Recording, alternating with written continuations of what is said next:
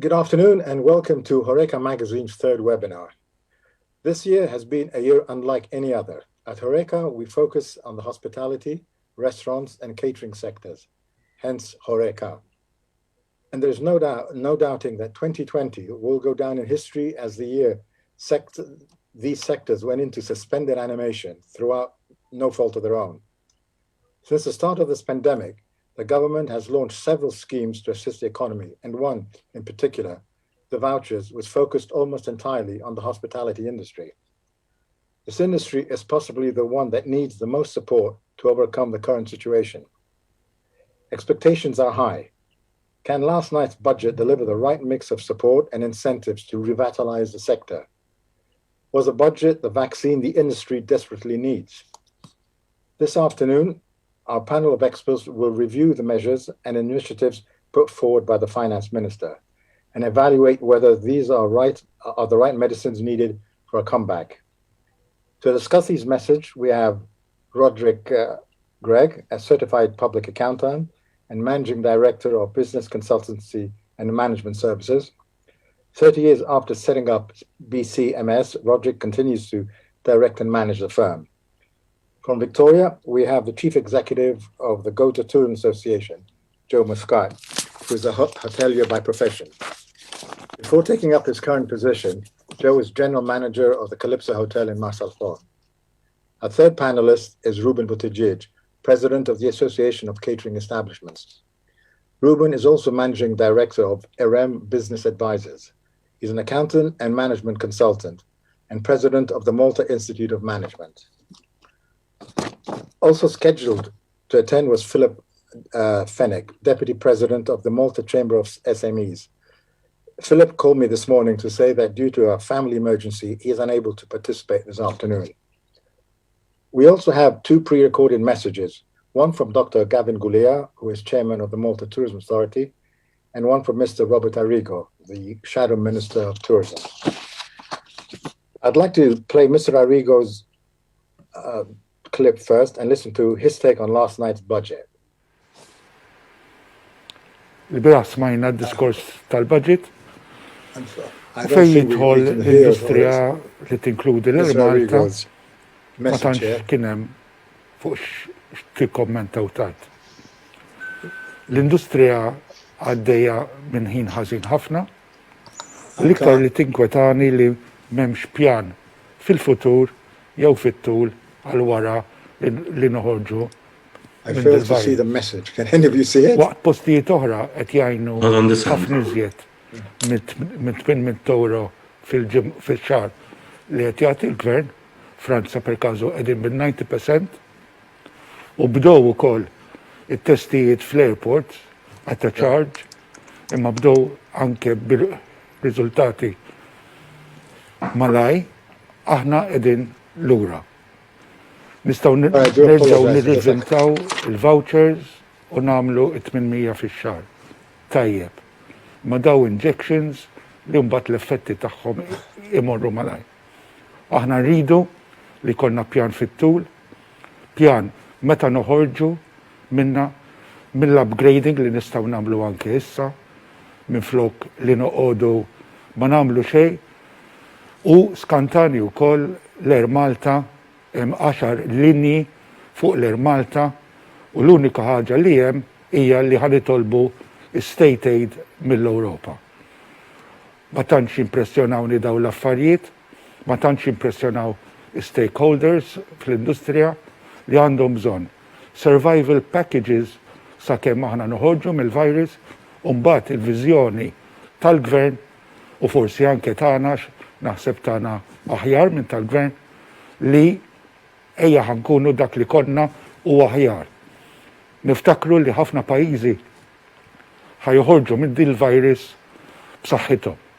B'saħħithom fil-prodott li aħna għatfadilna x'namlu, b'saħħithom fil-marketing li nisperaw il-flus tal-MTA imorru verament fil-marketing u mhux fi bwiet ta' xi ħadd. Support anke mill-airlines bil-flights li jistgħu jmorru anke postijiet differenti. Il-mechanisms li għallulna li ħajkun hemm fis-sajf fallow, il-futur ta' kemm l-industrija u kemm l-airline hija imbalance ħafna, irridu nkunu żguri x'qegħdin nagħmlu. Jiddispjaċini li l-bieraħ ma rajt xejn minn da kollu, l-oppożizzjoni allura jkollha tagħmel xogħol li nagħmlu wkoll pjan fit-tul għal din l-industrija. Grazzi.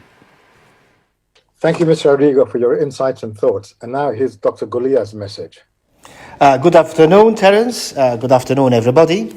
Thank you for your kind invitation and for giving me this opportunity to express my views on the budget measures in respect of the tourism industry and the Malta Tourism Authority. Regrettably, I couldn't participate in this webinar directly because of commitments I have no control on. But here goes. I think that there were two major developments from yesterday's budget. Firstly, the increase in the allocation to the Malta Tourism Authority by 10 million euros over the budget of 2019. This is a sign of confidence in the tourism industry and the Malta Tourism Authority, and goes a long way to support the Malta Tourism Authority in reaching its goals.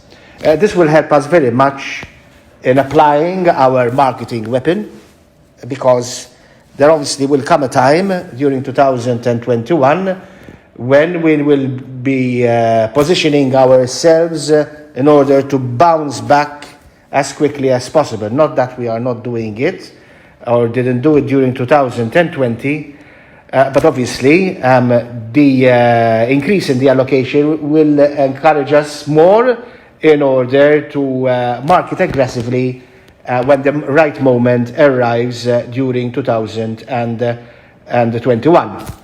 One has to understand that a couple of years back, the allocation for the Malta Tourism Authority was around 45 million euros. And during the years, this allocation has increased up to 95 million now, which is obviously a very big allocation, and it helps in order to face the challenges that we are facing and that we might be facing during 2021 unless the situation changes.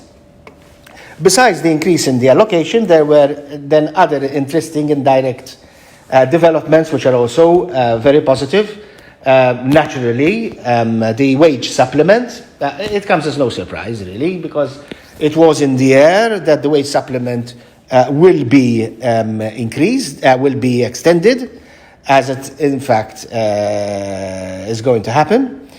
The wage supplement was a recurrent theme during 2020. There was this necessity, indispensable I would say, to sustain employment in the hospitality business, which was hit hard, which is still being hit hard during 2020. But it has definitely helped in order to protect employment of employees with their hotels, with their restaurants. So obviously it was a very good idea. As I said, it came as no surprise to me that this wage supplement is going to be extended, and there is obviously also the support of the constituted bodies in this regard. This is obviously across the board, even outside the tourism industry, but obviously the tourism industry has been hit very hard.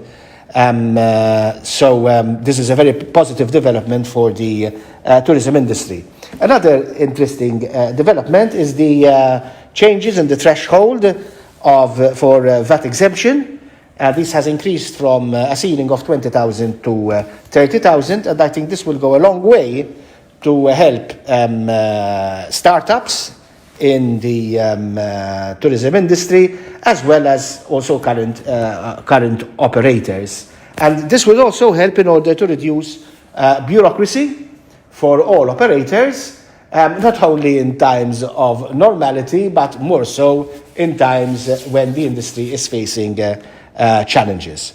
Then obviously there is also the very popular voucher scheme. This has proved to be a success. This has stimulated the economy. It has stimulated consumer confidence in order to beat the fear factor. And it obviously has helped the operations of service providers in the hospitality business. I think that restaurants have benefited immensely from this, as well as hotels. This was a win-win situation for everybody. So obviously this is a very good idea that the voucher scheme is being extended. You asked me, Terence, to look into my crystal ball and see what is the future for 2021. Frankly, I have no crystal ball. I would love to have one. After all, tourism is all about planning ahead. But what I can say is that I can look at 2021 with confidence over the experiences that we had during 2020. Let's go a bit back. Let's go to the times of the Iraqi war. Let's go back to the time of the financial crisis in 2007, 2008. We came out of those situations very quickly. So it's not a case that the industry is volatile only, but it is also resilient. And it has this ability to not only come out of bad situations, but also to come out very quickly. Now, if I refer to 2020, I would say that the first 2-3 months of this year were the best 3 months of all time, without precedent. So we were heading towards another year of growth.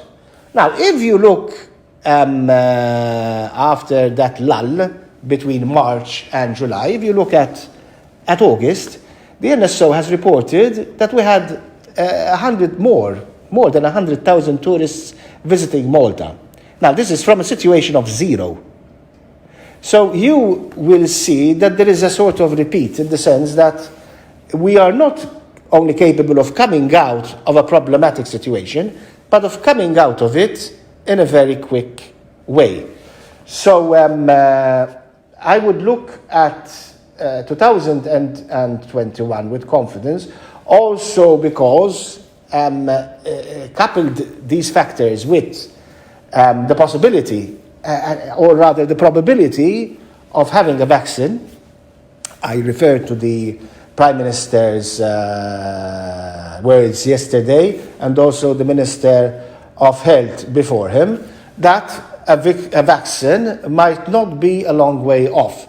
It can be as close as the beginning of next year, or perhaps the first quarter of next year. And that would change the situation radically. So,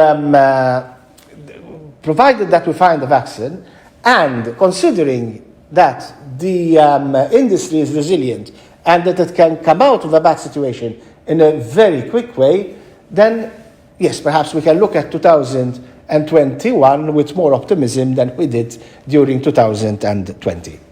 Thank you so much. Well, thank you, Dr. Goulia, for your insights and crystal ball gazing. Now I'd like to turn to Roderick. Roderick, as both Mr. Arrigo and Dr. Goulia noted, the government announced the extension of the wage supplement in its present form until the end of the year. But from the beginning of 2021, it is being tweaked to see which sectors require more aid. I understand that the intention is meant to encourage businesses retain their workforces. How will this amended wage supplement affect hotels and restaurants? Good afternoon. There's no denying, like Honorary Goulia and Honorary Arrigo intimated, that the wage supplement has been a very important undercarriage and support for the hospitality industry. Let's remember that the hospitality industry is underlined with huge fixed costs, which are unrelated to the level of turnover that there is. Can you imagine the devastating effect on your bank account if you have wages and salaries that have to be paid of running into 6 digits every month, and the revenue has suddenly dried up?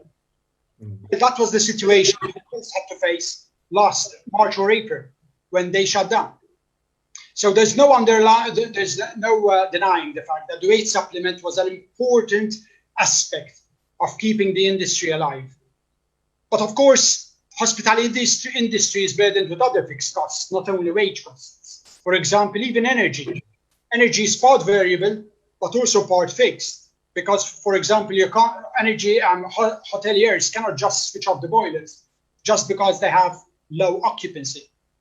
But then there are other fixed costs which run throughout the industry, like restaurants, which is rent. I've just seen a statistic last week which read that over 54% of businesses didn't manage to renegotiate their rent downwards during the pandemic. Can you imagine what a double effect, double whammy, if you like, that is on your business? So there's no denying the fact that rent also is a material fixed cost, especially for those industry players who command premium slots. However, one has to recognize the fact that wages are a huge material fixed cost, probably the largest fixed cost. The budget document yesterday confirmed that the wage supplement cost the government something in the region of 155 million euros. And it also confirmed that the beneficiaries of this supplement was to keep over 75,000 full-time employees and 10,000 part-time employees keep their job. Now, you're, of course, be forgiven for underestimating the effect of this wage supplement, because let's face it, for businesses, this was a throughput cost, right? You received the money and it went straight out to the employees. But if you stop to ponder the multiplier effect of 80,000 people receiving 800 per month and its effect on the economy, those employees spent it on outlets. Those outlets spent it on their suppliers and so on and so forth.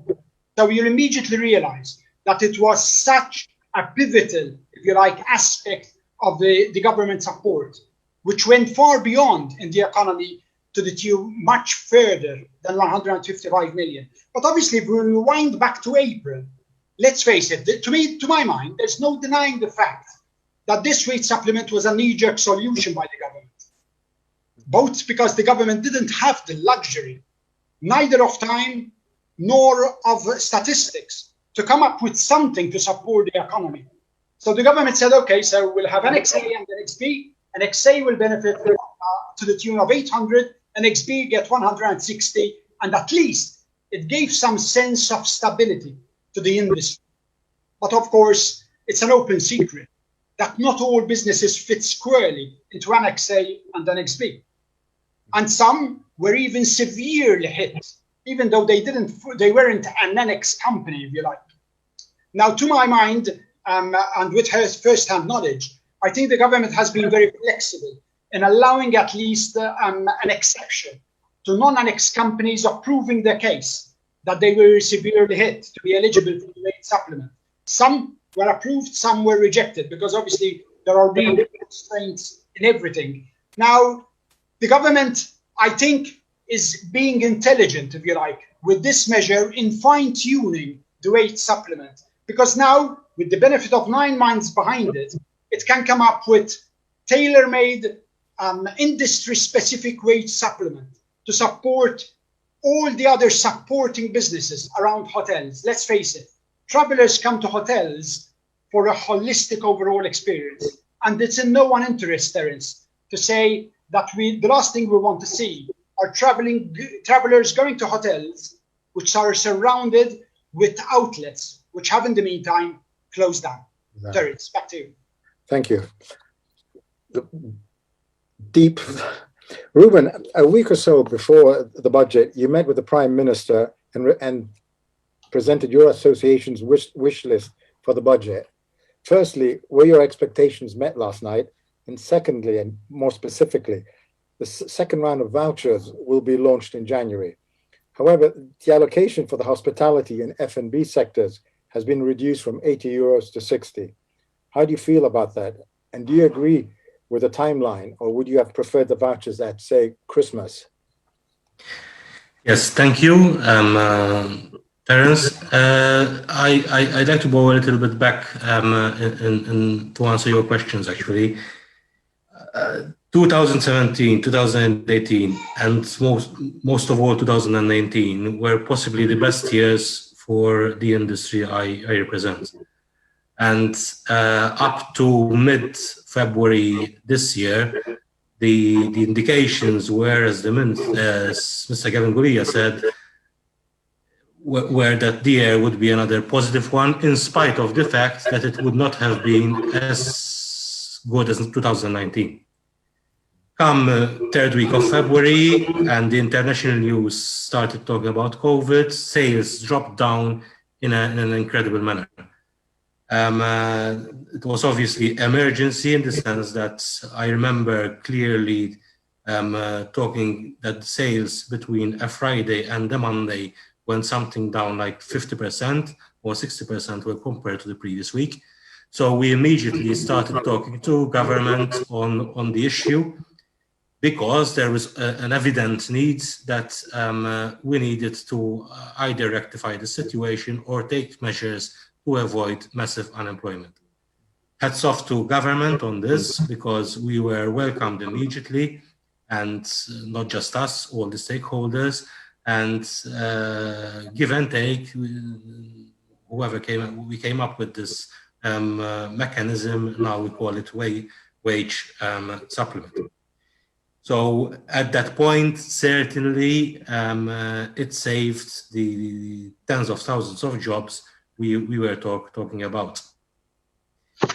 Come after the lockdown, there was the obvious need that this wage supplements to be carried forward, because sales would not pick up as before. It was too early, there was still the fear, the virus is still with us, and what have you. So even there, government proceeded. And then they came up with the good idea of the vouchers, which I actually put it at the same level of the wage supplements, if not more, during a certain period, because the regular surveys we do indicate that July and August were extremely good, and depending on the areas now, for example, in the south of Malta, or the area we refer to as the south of Malta, some of the sales in restaurants were actually, 80% of the sales in restaurants were actually coming from the vouchers themselves. On average throughout the island, we had 60% of the sales coming from the vouchers. So that meant that without that vouchers, we would have certainly had a bad experience in spite of the wage supplements, because as Roderick was saying, the other costs remain there. Before the budget, as you said, we met last week or the week before with the Prime Minister and the ministers concerned, and we did have various propositions. Some of them were taken on board, others seem in the pipeline, and some did not. Certainly, we insisted a lot on the wage supplement and the extension of the vouchers. We had said that the extension of the wage supplement should be up to April next year. And all right, it's not April, but at least it's March next year, with the possibility to review depending on the situation. So we are very positive on that. But if I had to look at another side on the wage supplement, we do feel that with the adjustments that the minister referred to, we need to take into consideration various aspects. Now, the minister said that now we have data, now we have the VAT returns coming in for the periods, so we will adapt in accordance to the data we have. However, there are various questions that do come to my mind, in the sense, we had a positive impact with the vouchers themselves. So the VAT returns will include the sales of that vouchers. So it is not an exact reality that we are analyzing if we do not pull out that vouchers. Secondly, the VAT returns do not incorporate all the costs, in the sense there are costs which are exempt or out of scope for VAT, which are not included in the VAT return. So even if we take account of the costs reported in VAT returns, we may still not have the true picture of the situation. And just to give an example of the costs not included in the VAT return, it's the wages themselves, right? One thing we are saying is, with respect to the wages is, first of all, that in the case of restaurants, we'd like that the wage supplements go back up to 800 euros instead of the 600 that were revised way back in July. But more than that, we need to remember that in the industry, there is a lot of staff turnover. So waiters, dishwashers, cleaners, what have you, chefs, change regularly from one restaurant to the other. So you may say, what is the problem? The problem is that by changing job, that person has terminated with one employer and has been employed by another, which means that person does no longer qualify for the wage supplement as it is today.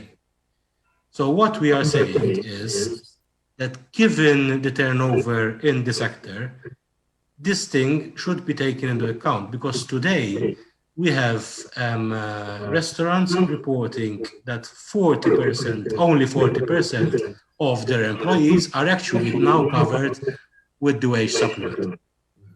In this context, we are encouraging government that in these adjustments that the minister has announced yesterday, these things need to be taken into account, because now we are no longer sustaining the whole industry as we were in March. That's a distorted way of seeing it. We are helping 40% of the industry's employees. So if you ask me if you're happy with that situation, I would say definitely not. With respect to the other measures, there are measures that are obviously still in the pipeline. The budget in certain aspects was very vague, and the mechanisms, like in any other budgets, did not come out from the budget speed. Perhaps what we may also discuss, and I agree a lot with Roderick on this, is when it comes to the rent. There is a huge issue when it comes to rent in the sector.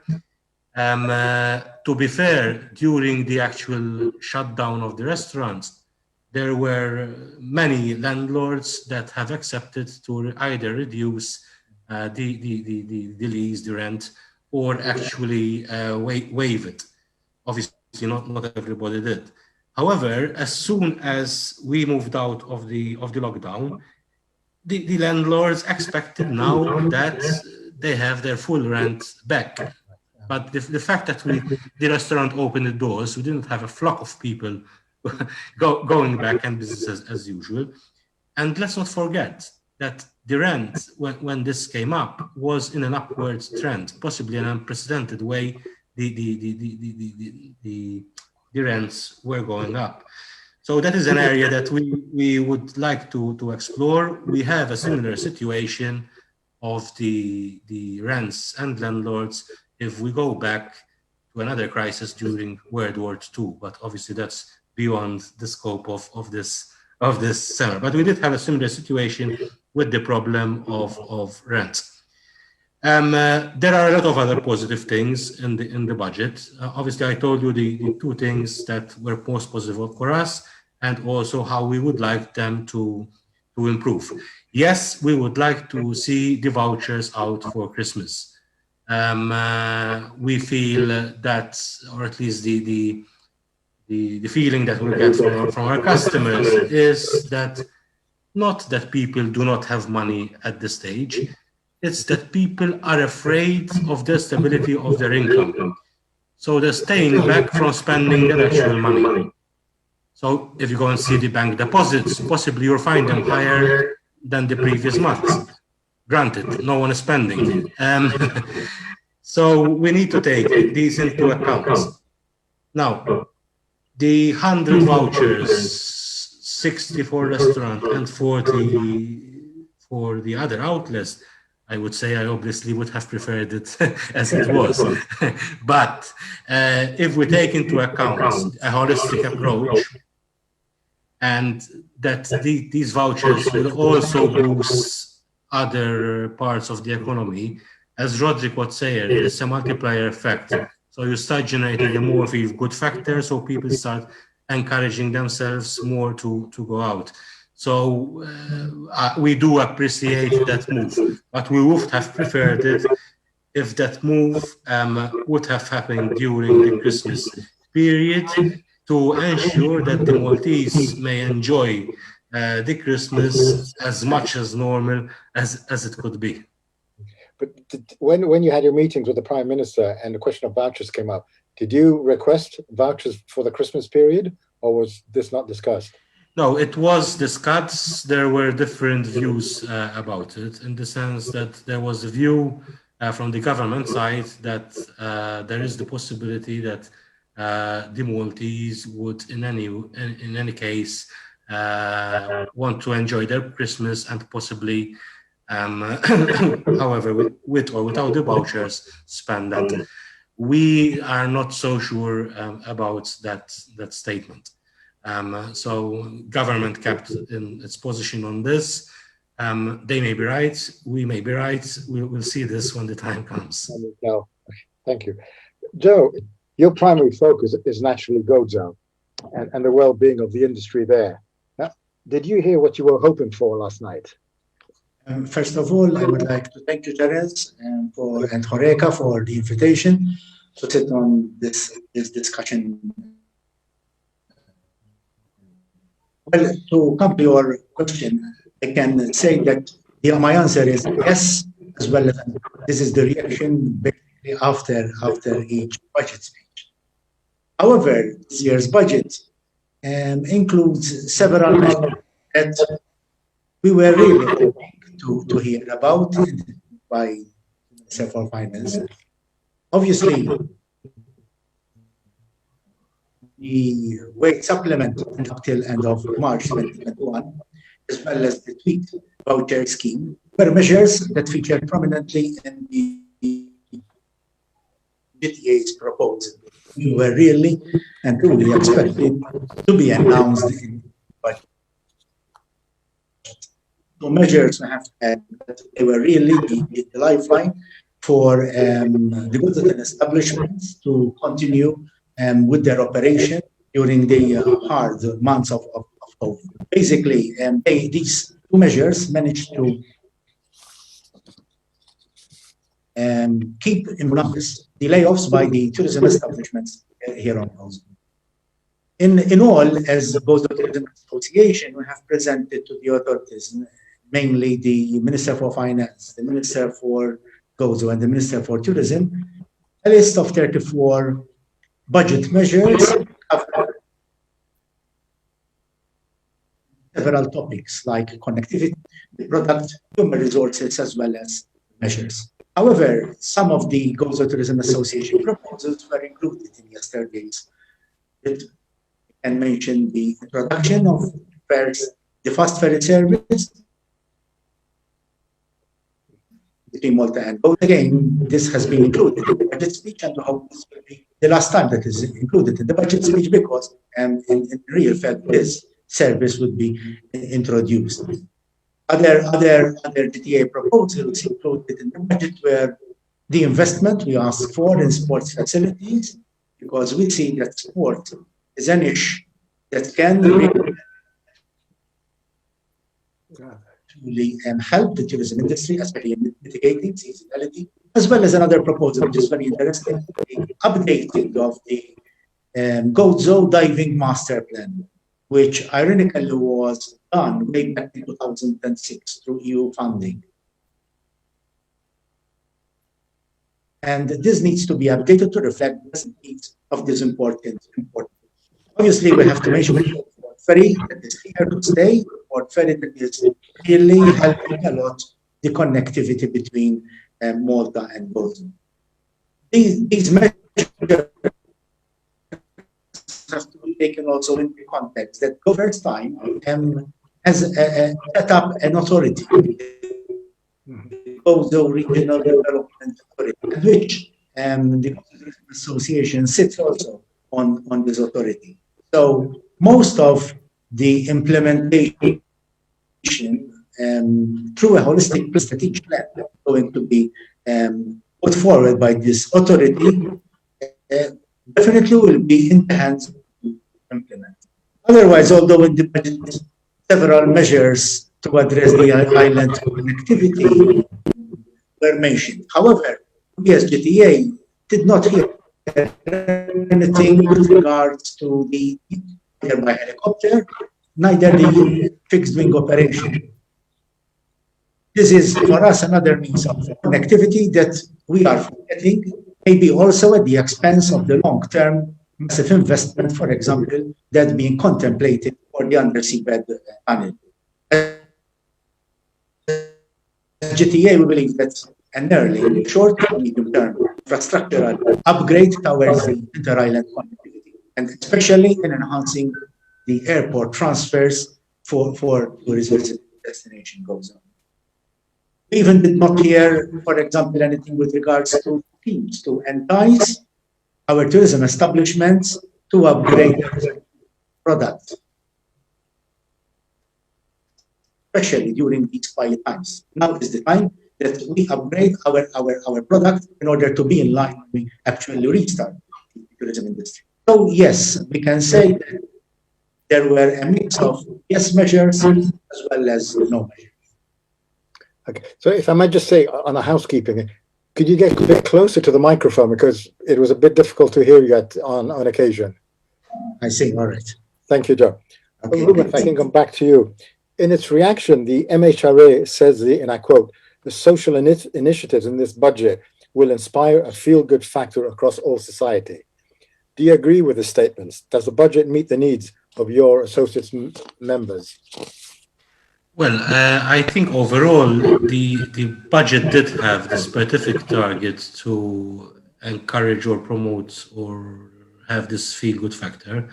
And there were various measures that people will definitely appreciate. The increase in the tax refunds, the increase in the pensions, and children's allowance, the changes in tax brackets. So there was various things that will put money back into the people's pockets for them to spend and to feel more comfortable. In this sense, I think government was very smart, and perhaps I will contradict what I said before on this, in the sense that if planned well, timed with the vouchers, there could be a continuous feel-good factor rather than giving the economy a push and then it goes slow again and the push again. So the timing of how the implementation of these will be very, very important. So if it's not the vouchers, if the tax refunds are issued before, then we can see a smooth recovery of the economy rather than having peaks and troughs. If you ask whether the budget is meeting the expectations of the members, the immediate reactions we had was very positive budget, but the main concern remains the wage supplement and the issue I discussed before regarding the subsidizing of 40% of employees rather than all. But overall, we can say that this has been a budget that aims for people to feel good and to encourage them to get out of their home and not to give hope, not to give up, in beating this virus and going back to our normal lives. We do expect further measures at a later stage, obviously depending on the situation and how the economy is going. But we've seen that government did this 3 or 4 times this year. So I do not think that yesterday's speech is the end of the measures. Okay, thank you. Roderick, I think you touched on this earlier on in your intervention. I think all sectors are hoping to see brakes on energy bills. In fact, I was talking to a hotel general manager recently who was telling me his monthly electricity bills runs into the 4 figures. You brought it up a little while ago. And they didn't decrease substantially during the 3 months closure, as you explained. Now, hotels and restaurants have had support from the government to cover parts of their costs, but with no substantial revenue coming in, how sustainable do you think is the situation now? Thank you, Terence. Let's put things into perspective. I think the hospitality industry generates so much value added that no government measure, nor any fiscal government intervention or fiscal measure can ever replace, if you like, the opportunity cost or the lost value added. So let's keep that into perspective. I think if we go back and with the benefit of hindsight, we can easily categorize, if you like, the main assistance of the government into 3. First, there was the wage supplement, then there were the vouchers, then there was the assistance on rent and energy bills. With regards to the first, no questions asked, it's undeniable. Ruben confirmed it, Joe confirmed it, and I'm sure all the stakeholders within the industry would confirm. COVID wage supplement these companies would have failed without it. It has been so pivotal for their survival, just survival. But at least they managed to survive and keep fighting, liquidity-wise and so on. With the vouchers, we saw a different phenomenon creating. Now, Ruben, I think, touched on this aspect, and I'll amplify on it. We saw the propensity to save balloon out of control, increased bank deposits and so on. And then we have seen a crushing decrease in the propensity to spend. Now, this is normal when fear hits, because consumers start to ask, hang on, do I have enough? And do I have enough for my kids' bills? And what if I lose my job? Mm-hmm. Because fear paralyzes consumers into inaction. Yeah. Because most often we suffer more in our imagination than in reality. Mm-hmm. So what we've seen out of the vouchers, which have yesterday confirmed has cost the government something in the region of 45 million. The multiplier effect, however, was very low. It was taken as 1.4, which goes to mean, in plain English, that everyone who had the vouchers spent those vouchers, but little more. Now, that is important to take into consideration. Why? I expected the government yesterday to tweak a bit the voucher scheme. Well, it's still in time to consider it, if you like, because this is coming out in January, and the government has been quite open to ideas. I would have tweaked the idea of the vouchers instead of a free lunch to everyone, but instead to give an incentive to those consumers who are willing to part a bit with their savings to invest more into the economy. Why is this? Why do I say this? Because the effect of the vouchers so far in the first round has been 45 million with a multiplier effect of 1.3 or 1.4. Now just imagine the effect of 45 million, the same price, plus multiplier, plus, if you like, if this is taken out as, for example, consumers are given, instead of the voucher of 100 or 60 and so on, a discount of 70%, 80 or whatever, more or less, on any discount, on any hotel or restaurant. In that way, apart from the 45 million and this multiplier effect which we had in the first round, we will also have an injection by the private consumer of 30% of each hotel and restaurant bill, plus the multiplier effect on that. So that is an important, perhaps, consideration. I don't know what the stakeholders think about it, but as a first reaction, I thought it would have been a good idea to address, if you like, the increased fear, which led to the propensity to save. Bank deposits, money lying in the bank deposits are not going to kickstart the economy. But what can kickstart it is if private consumers in Malta start to ask, hang on, it's okay if I spend that much. Now, if a lot of people start saying that is a substantial intervention in the market. But to answer your question, Terence, with regards to electricity costs, let's face it now, all the government has to recover any measure taxes, and that's undeniable, right? Now, of course, I would welcome any assistance on the electricity bills. But if that is coming at a cost of reduced assistance on the wage supplement, then I would think I would prefer to hold on to the wage supplement, because the multiplier effect on the local economy in energy is limited. There's only one supplier, mainly in Malta. Yeah. But on the wage costs, there are substantial number of multiplier effects. And that is what hotels and restaurants need in Malta. In the absence or in the light of the reduced tourism, what we need is to kickstart the economy, the local economy. And that can come by reassuring locals that they need not fear the worst. Yeah. Because the government and the players are doing all they can to make the best out of it. Back to you, Terence. Thank you. Which leads me on to Joe, still on somewhat on the subject of incentives and vouchers. Up to the end of September, it was estimated that some 206,000 vouchers were redeemed in Gosselton establishments. That's some €4,120,000. Now, I know the GTA called for a second wave of vouchers, and these, of course, will appear early next year. But would you, as the GTA or your members, consider the introduction of other incentives to attract Malta residents to holiday in Gozo, even in winter?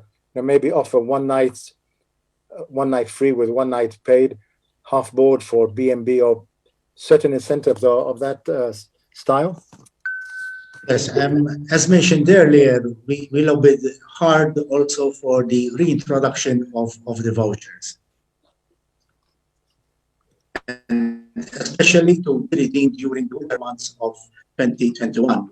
Yeah. These vouchers, as you said in your question, generated quite some economic activity, both in accommodation, the restaurant sector, as well as in retail. During last week,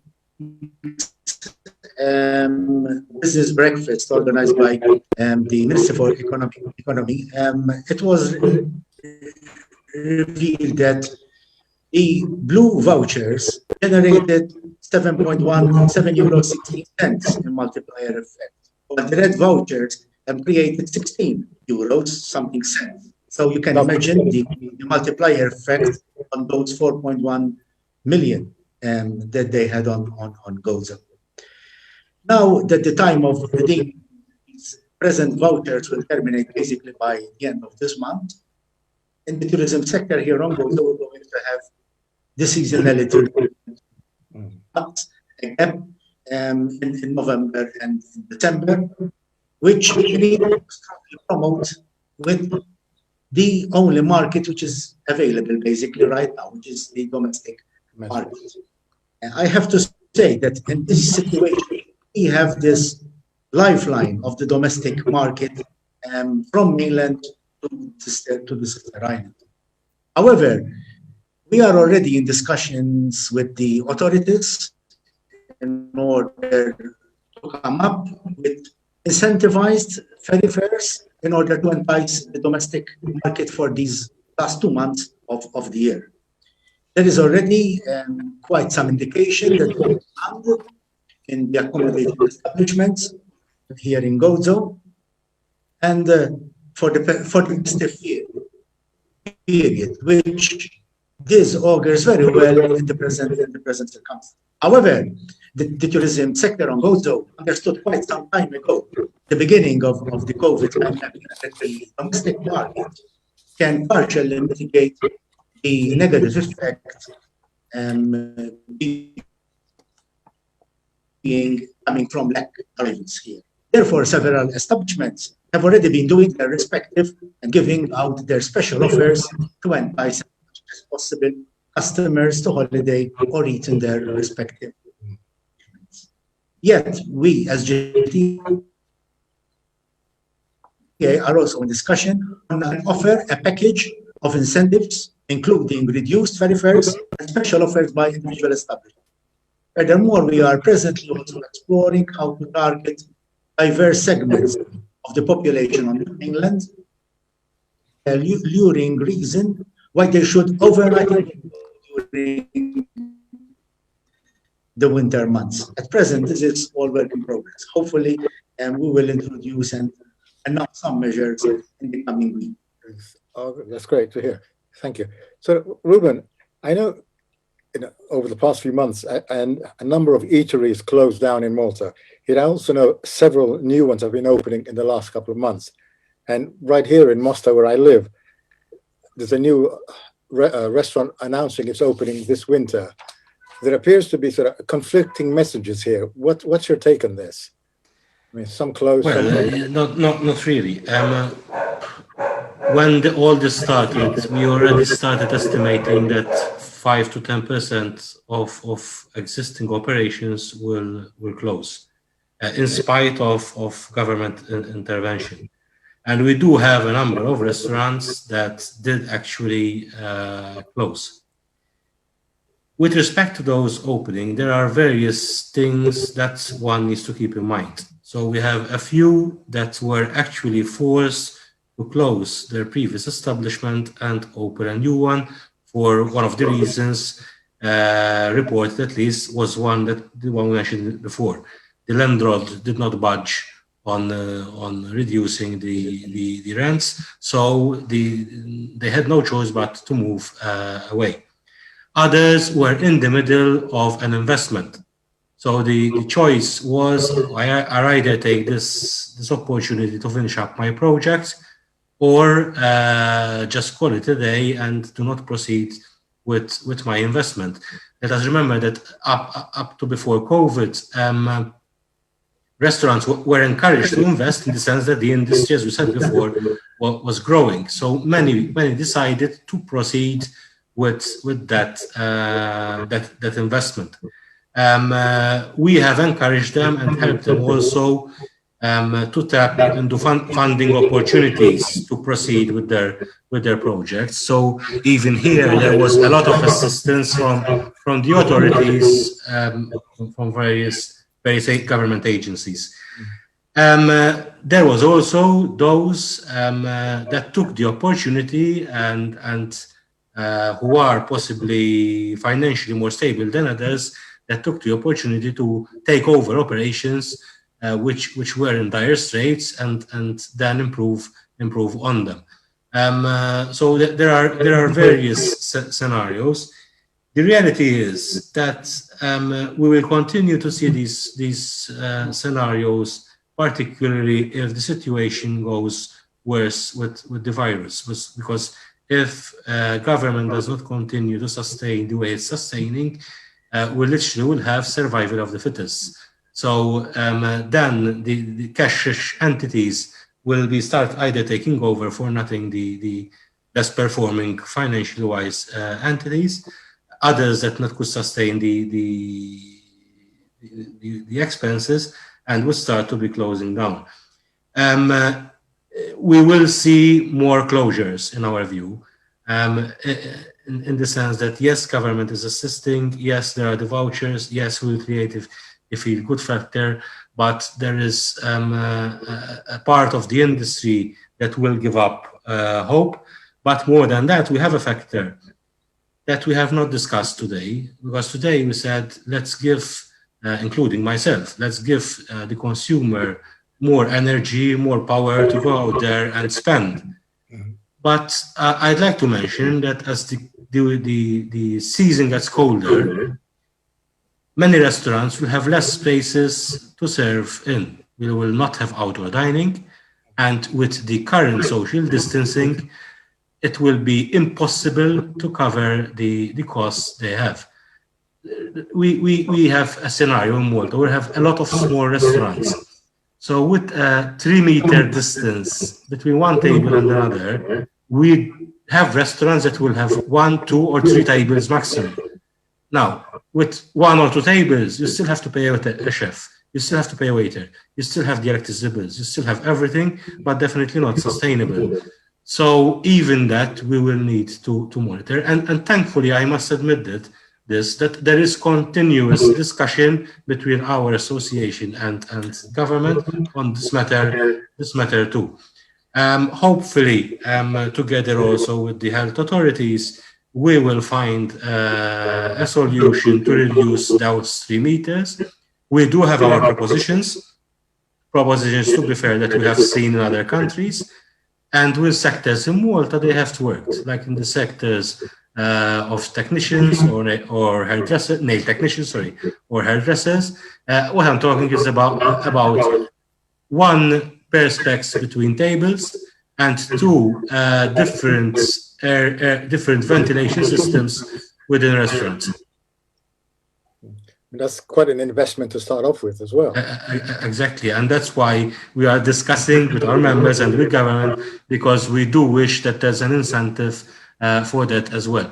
There are some schemes one would be able to benefit from existing, but we would like them more specific to this circumstance and specifically to restaurants investing in such equipment.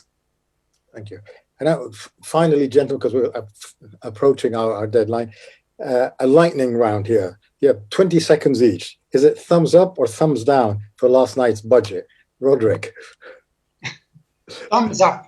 Thumbs up. That was 1 second. 20 seconds, just 20 seconds, you're right. So that's the end of my reaction. Ruben? Yeah, generally thumbs up. As I said, we have room for improvement. Okay. Sounds like a school report. Joe? Yes, generally I think it's thumbs up for this. So overall, we're all satisfied with what we heard last night. Yeah. Anyway, gentlemen, I think that's all we have time for today. Many thanks for your participation and for sharing your thoughts and views on this Horeca Magazine's webinar. The proceedings of this webinar will be available on our social media pages and, of course, our website. Our next Horeca webinar is an indirect result of the pandemic. We'll be looking at the employment situation in the local hospitality sector. So join us again on the 4th of November. Until then, stay safe. Thank you very much. Appreciate your input this afternoon. Thank you.